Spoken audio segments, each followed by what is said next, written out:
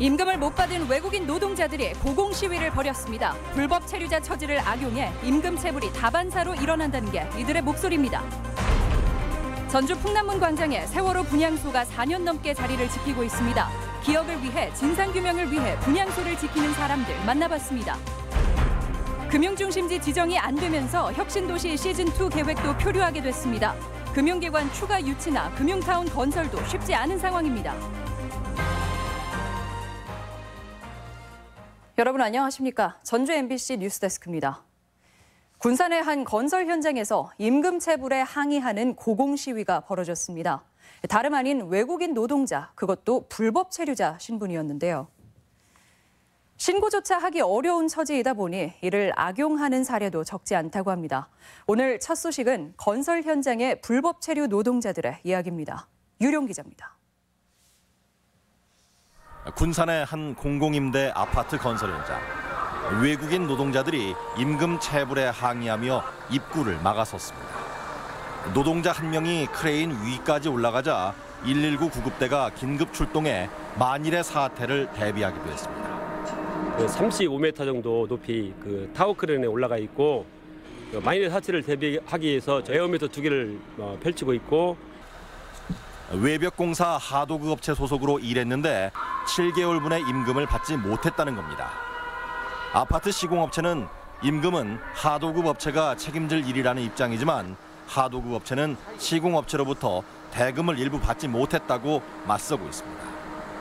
건설 노동자의 상당수가 불법 체류 외국인이다 보니 임금 지급 여부도 제대로 파악되지 않고 있습니다. 개똥이가 됐든 소똥이가 됐든 그 사람한테 못 주면 현금으로 줬든 그 명의를 빌려서 통장으로 제3자한테 돈을 줬든 그것을 주라. 왜 그것을 못 주냐. 그것을 계속 안 줬었어요. 전국의 외국인 건설 노동자는 지난해 기준으로 30만 명에 달하는데 체불 임금이 272억 원으로 1년 사이 41%나 늘었습니다. 특히 이들 중 절반이 불법 체류자로 신고조차 할 수 없어 문제가 더 커지고 있습니다. 경찰서에 가서 신고도 할 수 없고 노동부에 가서 신고도 할 수도 없고 하니까 얕보고 하는 거죠 뭐. 외국인 노동자 없이 건설 현장 유지가 쉽지 않은 상황에서 불법 체류 노동자는 갈수록 늘고 있어 비슷한 갈등이 더 확산될 것으로 보입니다. MBC 뉴스 유룡입니다. 이번에는 역시 임금을 받지 못하는 버스 기사들의 이야기입니다. 김제 시내버스 기사들이 3년 넘게 받지 못한 임금이 30억 원에 이른다며 파업을 예고하고 있습니다. 허현우 기자가 취재했습니다. 김제에서 시내버스를 운전하는 A씨는 임금을 제대로 받지 못한 게 벌써 2년째입니다. 상여금과 연월차 등 1,300만 원을 받지 못했고 월급도 한 달이나 늦게 받고 있습니다. 여기에 4대 보험료까지 8달째 밀려 있습니다. 사실 그 대학생들 돈 많이 들어가는 거 아시잖아요. 부모로서 제일 못 해주는 게 그런 게 가슴이 아프죠. 자식들한테 뭐 제대로 용돈도 못 주고 있고. 고용노동부에 접수된 이 회사의 체불 건수는 지난 3년간 모두 64건, 액수는 30억 원이 넘습니다. 회사 측은 갈수록 경영 상황이 악화돼 어쩔 수 없다는 입장입니다. 보조금은 받고 있지만 줄어든 승객으로 수익이 줄어 지난해에만 적자가 20억 원에 이른다고 주장합니다. 보조금은 해년 1억 5천 정도씩 이렇게 증액은 됐었습니다. 물가 인상되는 폭만큼 된 게 아니라서 줄일 수 있는 건 임금 급여밖에 없죠. 이미 회사 전 대표이사 2명은 임금 체불로 실형까지 받은 상황. 김재 씨는 회사 스스로 해결해야 할 문제라는 입장입니다. 감독하는 부분도 있다고 생각을 하고 감시 감독에 한계가 있어가지고 대표에 운영을 하려고 하는 그 의지. 버스 기사들은 앞으로 상황이 나아지지 않는다면 이달 안에 부분 파업에 나설 방침이어서 시민 불편마저 우려되고 있습니다. MBC 뉴스 허연호입니다. 내일은 세월호 참사가 난 지 5년째 되는 날입니다. 참사 이듬해 전주 풍남문 광장에 들어선 분향소는 4년째 자리를 지키고 있는데요. 분향소를 지키는 사람들은 누구인지, 그리고 이들은 왜 자리를 떠나지 못하는지 조수영 기자가 만나봤습니다. 전주 풍남문 광장 한편에 있는 세월호 분향소입니다. 드나드는 사람들 수가 예전 같지는 않지만 4월 16일 그날의 기억이 선명한 시민들은 분향소 앞에서 발길을 떼지 못합니다. 이렇게 장소는 좀 없어져도 사람들 기억 속에서는 계속 남아 있었으면 좋겠어요. 세월호 분향소는 전국에 몇 개 남지 않았지만 풍남문 광장 분향소는 벌써 4년째 자리를 지키고 있습니다. 분향소를 지키는 사람은 10명 남짓으로 이병무 씨도 그중 한 사람입니다. 야간 대리기사로 생계를 이어가고 있지만 누군가는 역할을 해야 한다는 생각에 분향소를 떠나지 못하고 있습니다. 세월호를 보면서 그 나이의 세대들은 물론이거니와 저와 같은 나이가 50이 되건 60이 되건 그런 분들이 모두 그런 부채의식을 갖게 됐다고. 풍남문 분향소를 오랜 기간 지켜온 이들은 이 씨와 같은 노동자들뿐 아니라 퇴직한 교수나 가정주부 등 평범한 우리 주변의 이웃들입니다. 풍남문 분향소는 세월호 선체가 인양되면서 정부 조사를 지켜보자는 의미로 잠시 철거하기도 했지만 여전한 의문과 세월호가 잊히지는 않을까 하는 걱정에 1년 전 다시 천막이 펼쳐졌습니다. 정부가 반드시 진상규명하기를 요구하고 그 힘이 저희만이 아니라 전국적으로도 확산될 거라고 그렇게 생각하고 끝까지 하려고 합니다. 분향소 지킴이들은 앞으로 사고 원인이 명확해질 때까지 분향소를 유지할 계획입니다.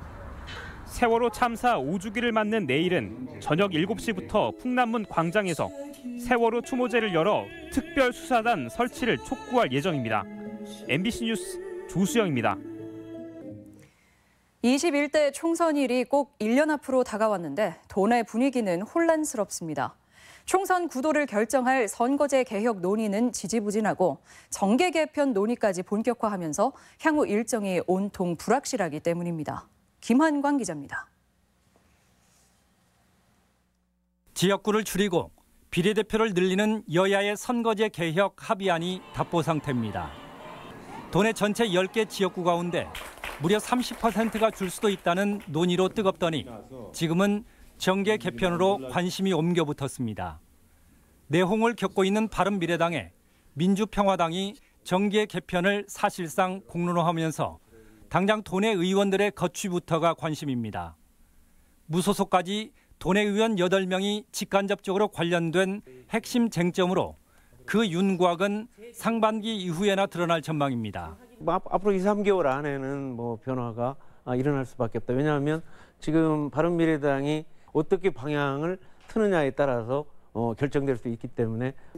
우리 지역 총선 구도를 가를 최대 변수인데 평화당은 그래도 도내 다당제 경쟁 구도에는 영향이 없을 것이라는 생각입니다.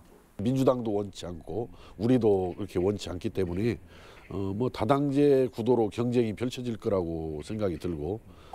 자유한국당 역시 하반기 이후에나 도내 총선 일정을 기대해야 할 정도로 여전히 상황은 좋지 않습니다. 익산, 을을 제외한 9개 지역구가 현재 존재하고 있죠. 여름이 끝나고 나면 바로 들어가지 않느냐. 선거 체제로 가동할까 합니다. 민주당만 예정된 총선 일정에 착수했지만 가깝게는 지난 보궐선거 패배의 경험도 있어 조심스러울 수밖에 없습니다. 4월 전에 그런 제도나 이런 것들을 정비를 하게 되면 아마 이제 총선에 가는 룰이 정해지니까 그 다음엔 알 수 있지 않을까 싶습니다. 21대 총선까지 남은 시간은 1년인데 아직 중요한 제도나 조직 관련 변수가 많아 도내 여권은 물론 야권에서도 선거 준비에 속도를 내지 못하고 있는 게 현실입니다. MBC 뉴스 김한과입니다. 기대가 컸던 전라북도의 제3금융중심지 지정을 금융위가 유보하면서 그 파장이 만만치 않습니다. 전북 혁신도시의 추가 금융기관 이전을 염두에 뒀던 정부의 혁신도시 시즌2 사업에까지 좋지 않은 영향이 우려되고 있습니다. 강동엽 기자입니다. 제3금융중심지 추진이 뜻밖에도 부산에게는 호재가 됐습니다. 10년간 외국계 금융기관을 유치하지 못하며 겉돌던 상황에 후발주자를 견제하며 자신들의 처지까지 알리는 데 성공했기 때문입니다. 부산하고 서울에 대한 금융중심지를 앞으로도 어떻게 지원하겠다는 이런 부분이 좀 이렇게 아마 나올 거거든요. 금융위에 대해서는 좀 편성해서 지원을 받을. 답답한 건 전라북도입니다. 제3금융중심지 지정 유보가 공공기관 추가 이전이 포함된 혁신도시 시즌2에까지 좋지 않은 영향을 미칠 수 있기 때문입니다. 전북은 당초 자산 100조 원이 넘는 한국투자공사와 우체국 금융개발원 등 금융기관 추가 이전으로 농생명 연기금 중심의 금융산업 육성을 희망했습니다. 금융공공기관에 더해 내심 농협은행의 이전까지 바라보며 더 큰 그림을 그리기도 했습니다. 하지만 제3금융중심지 지정이 물 건너가면서 정부는 기존 금융도시인 서울과 부산에 집중할 수밖에 없는 상황이 됐습니다. 금융중심지 유보 결정과 별개로 금융 관련된 기관을 1차적으로 저희가 유치를 하려고 지금 전략을 좀 갖고 있습니다. 혁신도시 시즌2는 총선에 앞서 다시 공론화될 가능성이 큰 만큼 부족한 금융인프라 확충과 함께 도내 정치권의 역할이 숙제가 되고 있습니다. MBC 뉴스 강동엽입니다. 평화당과 바른미래당 소속 도내 의원 9명은 오늘 국회에서 기자회견을 열고 정부가 전북의 제3금융중심지 조성을 보류한 것은 부산 눈치보기이자 전북 홀대라고 비판했습니다. 특히 사죄해야 할 민주당이 금융위원회 결정을 두둔하고 있다며 제3금융중심지 지정은 문재인 대통령의 대선 공약이라고 강조했습니다. 여행사로부터 돈을 받은 혐의로 기소된 송성환 전북도의회 의장에게 동료 의원들이 사퇴를 요구했습니다. 도의회 민주당 부의장당은 오늘 소속 의원들의 의견을 수렴한 결과 대부분 사퇴에 찬성했다며 이번 주 목요일까지 거취 표명을 요구했습니다. 이에 대해 송 의장은 억울하다며 사퇴할 뜻은 여전히 없다는 입장을 밝혔습니다. 정부의 예비타당성 조사 제도 개선이 큰 도움이 되지 않을 것이란 분석입니다.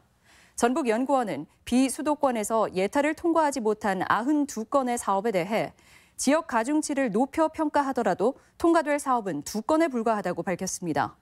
연구원은 균형 발전을 위한 사업은 예타를 면제하고 예타 대상을 축소해야 한다고 제안했습니다.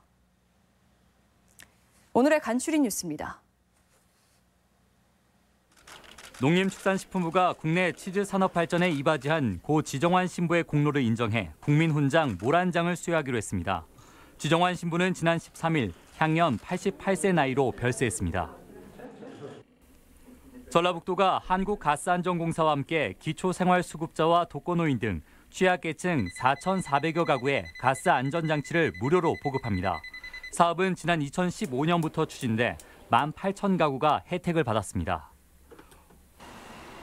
원광대학교 병원이 전라북도 지역장애인 보건의료센터 운영기관으로 선정됐습니다. 원광대 병원은 2021년까지 13억 원의 예산을 지원받아 장애인 검진과 재활 등 다양한 사업을 추진하게 됩니다. 전북은행의 지주회사인 JB금융지주가 조직 슬림화를 단행했습니다. JB금융그룹은 전북은행과 중복되는 5개 부서를 폐지하고 해외 사업 지원부를 신설해 글로벌 사업을 강화할 계획이라고 밝혔습니다. 간추린 소식이었습니다. 전라북도 교육청은 수십억 원의 학교 공금 유용 의혹을 받고 있는 전주의 한 사립학교 재단에 대해 수사 결과가 나오는 대로 징계하겠다고 밝혔습니다. 도교육청은 검찰 수사 결과 혐의가 밝혀져 재판에 넘겨진다면 이사장과 교직원 10여 명을 즉시 징계할 방침입니다. 또 이사회 회의록이 허위로 작성된 사실이 확정되면 신규 교원 채용을 비롯한 모든 행정 업무가 무효가 된다며 지원금 회수에 나설 방침입니다. 오늘 오전 6시 반쯤 완주군 상관면의 한 교차로에서 SUV 차량과 25톤 화물차가 충돌하는 사고가 발생했습니다. 이 사고로 두 차량 운전자들이 가벼운 부상을 입었고 화물차 안에 있던 톱밥이 도로에 쏟아져 한동안 차량 운행이 통제되기도 했습니다. 경찰은 목격자를 상대로 정확한 사고 원인을 조사하고 있습니다. 일자리와 미세먼지에 대응하기 위한 전라북도 추가 경정 예산안 심사가 본격화했습니다. 전라북도의회 예산결산특별위원회는 오늘부터 사흘간 본 예산 대비 7.3%인 5,100억여 원이 늘어난 전라북도 제1회 추경 예산안 심사에 착수했습니다. 올해 추경 예산안은 일자리 사업과 미세먼지 해소 대책, 소방 인력 확충에 따른 처우 개선이 목적으로 재정 여건 등을 집중 따지겠다는 계획입니다. 경기 악화로 지방은행의 부실 가능성이 커지고 있습니다.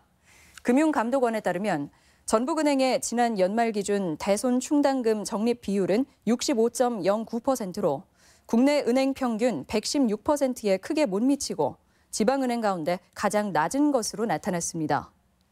은행 측은 중소기업이나 서민층 대출이 많고 최근 연체가 증가한 탓에 적립률이 낮아졌다고 설명했습니다.